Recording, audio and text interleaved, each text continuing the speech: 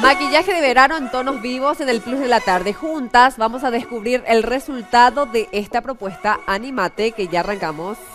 Plus de la Tarde es presentado por Dismar, Salud y Cultura. Farmacia y Perfumería Catedral, porque amamos cuidarte.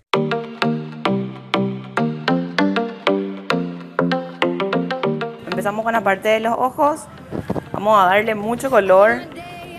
Vamos a resaltar esta temporada lo que son los colores. Automáticamente ya se va formando la profundidad. Entonces ya no es necesario colocarle algún colorcito más oscuro porque ya con esto se marca la profundidad. Toda la zona del párpado, hacemos toda la zona de abajo del ojo. Con esto le damos mucha más amplitud al ojo.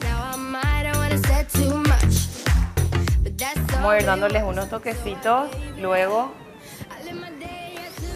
de sombra marrón, solamente sombra.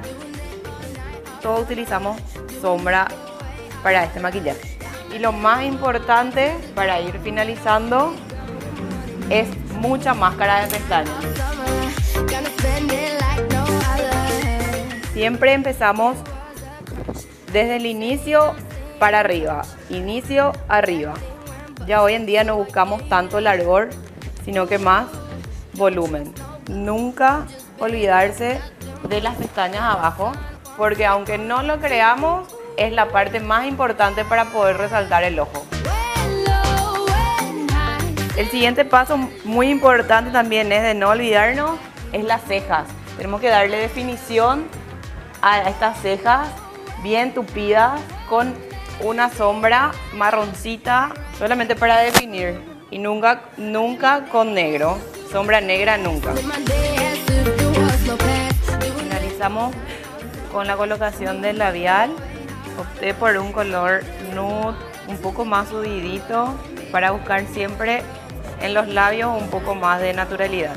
Ya que en los ojos tenemos mucho color, en los labios nos vamos a algo más natural. Ahí estamos, el trabajo terminado. En Fátima, de colores vivos en los ojos.